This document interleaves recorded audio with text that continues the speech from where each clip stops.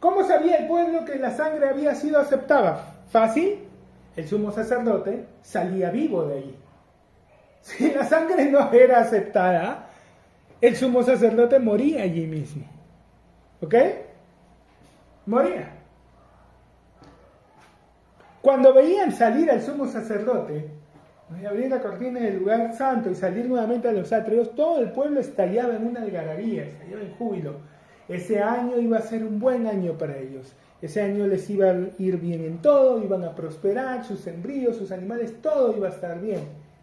Si había algún enemigo que se le ocurría venir y pelear contra ellos, lo iban a vencer. Dios les daba su favor. Ahora, si por algún motivo el sacrificio no era aceptado, ese año iba a ser de lo peor. Ese año. Ahora, ¿no podían ofrecer otro? No. Era en esa fecha, en ese momento.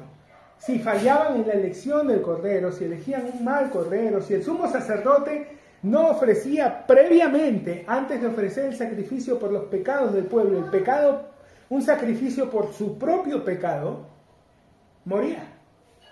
Y no podía presentar la sangre. Y el pueblo se quedaba hasta el siguiente año. Ese año probablemente le iban a ir cosas malísimas. Que nadie los ataque porque iba a barrer con ellos. Podrían tener plagas, el clima tal vez no los iba a favorecer, e iba a ser un año lleno de adversidades.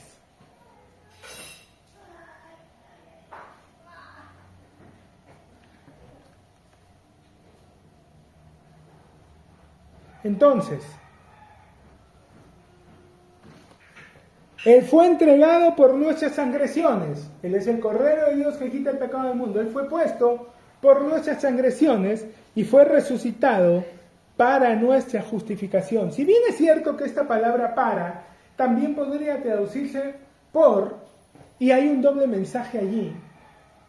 Y ya lo vamos a ver más adelante, pero vamos a ir por esta primera ruta. Vamos a ir al libro de 1 de Corintios, capítulo 15.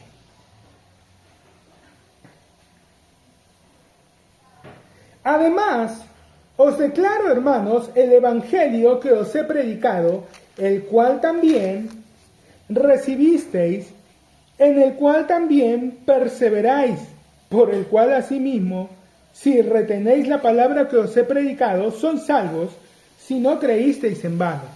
Porque primeramente os he enseñado lo que asimismo recibí, que Cristo murió por nuestros pecados conforme a las Escrituras, y que fue sepultado y que resucitó al tercer día conforme a las Escrituras.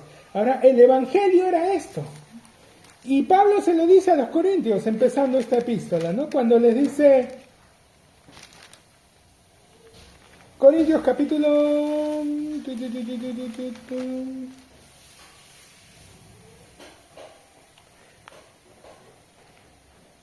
Capítulo 2. Así que, hermanos, cuando fui a vosotros para anunciaros el testimonio de Dios, no fui con excelencia de palabra o de sabiduría, pues me propuse no saber entre vosotros cosa alguna, sino a Jesucristo y a este crucificado. Y estuve entre vosotros con debilidad y mucho temor y temblor. No me propuse no saber entre vosotros cosa alguna, sino a Jesucristo y a este crucificado. Pablo les habló de la cruz de Cristo, del sacrificio, de que Él vino a morir por nuestros pecados. Ese es el mensaje básico del Evangelio. ¿Ok? Pero nuestra justificación no terminó con su muerte. Empezó allí. Dice, les he enseñado lo que asimismo recibí. Recordemos que este evangelio que Pablo predicaba no lo aprendió de los discípulos, él no fue enseñado por ningún ser humano.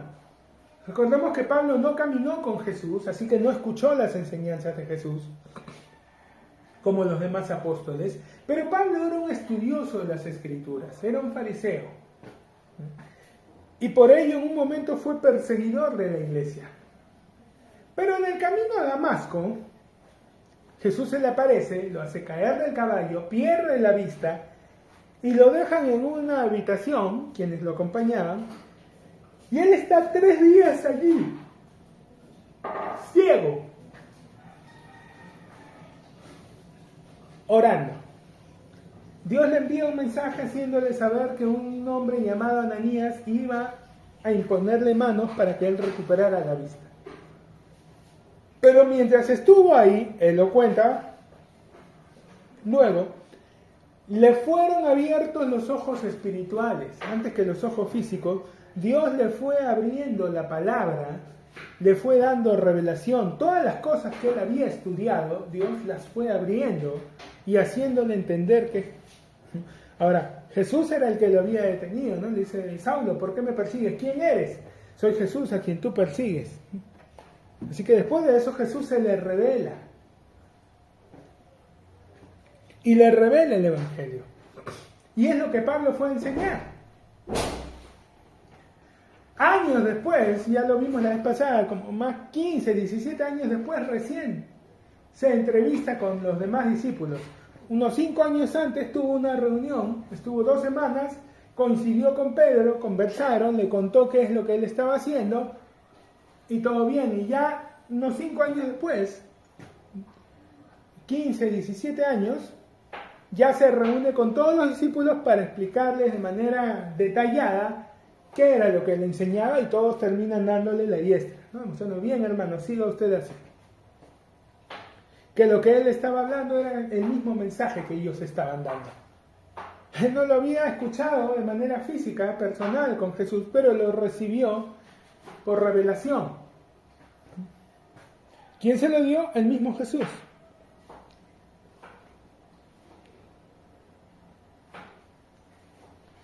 Que fue sepultado y que resucitó al tercer día, conforme a las Escrituras, y que apareció a Cefas y después a los 12. Después apareció a más de 500 hermanos a la vez, de los cuales muchos viven aún y otros ya duermen. Después apareció a Jacobo, después a todos los apóstoles, y al último de todos, como a un abortivo, me apareció a mí. Ahora, aquí Pablo nos cuenta un detalle de algo, de un encuentro que hubo, que la mayoría ignoramos porque en los evangelios no se menciona este encuentro, pero Pablo lo va a mencionar aquí.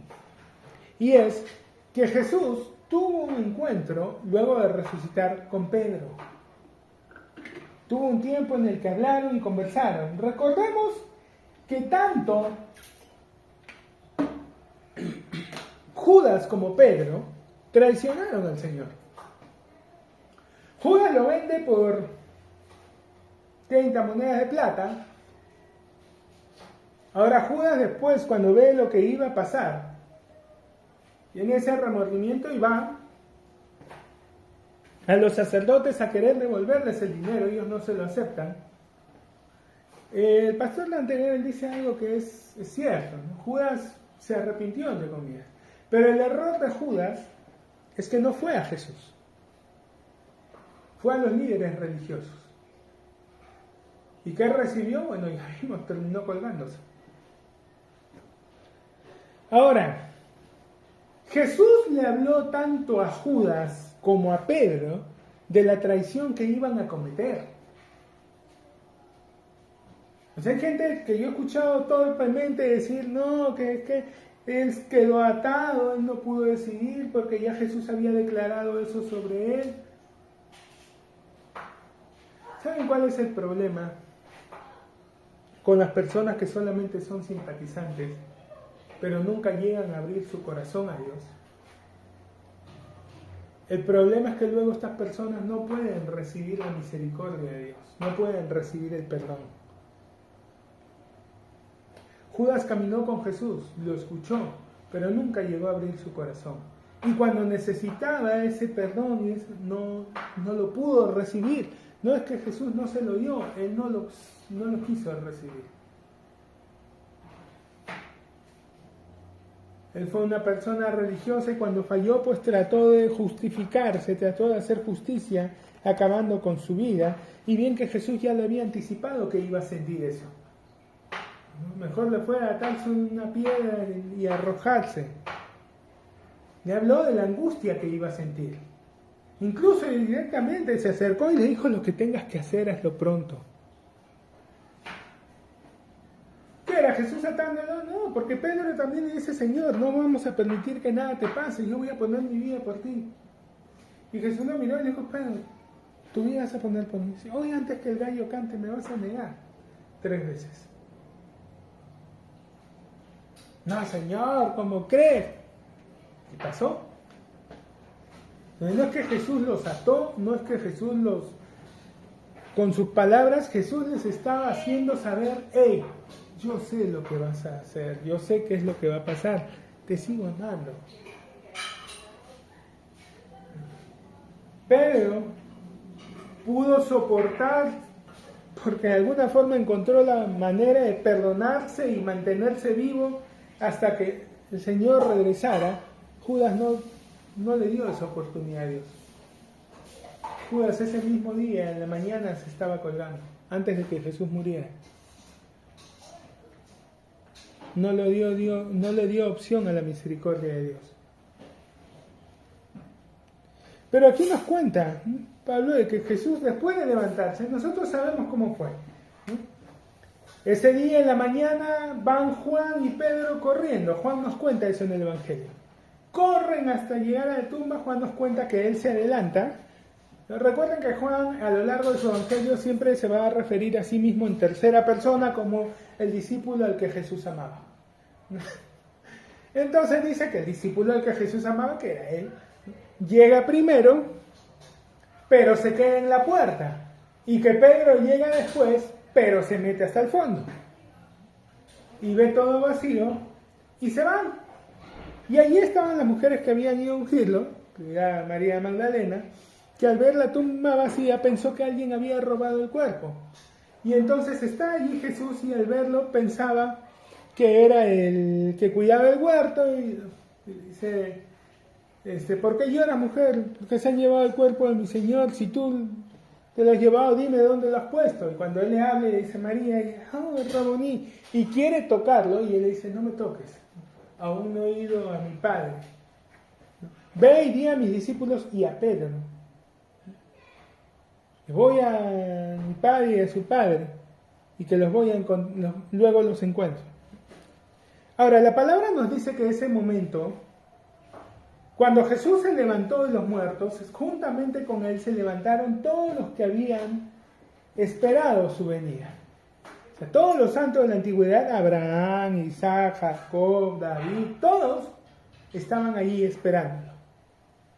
Cuando Jesús llega, yo soy, empieza a hablarles, todos ellos reciben el mensaje, nacen de nuevo, y cuando Jesús se levanta de los muertos, ellos también se levantan. Es más, la palabra menciona que hubo personas que los vieron. Ahora uno diría: bueno, ¿y cómo reconocieron? ¿No? ¿Cómo sabían que él era Abraham? ¿Cómo sabían que el otro era David? Sí, ok. Eran demasiados miles de años como para que alguien allí pudiera reconocerlos. Pero entonces, ¿a quiénes vieron? Bueno, a los que habían partido recientemente. Hay una palabra que está media escondida en los evangelios, en la que Jesús, en cierta ocasión, cuando estaba hablando, menciona un incidente.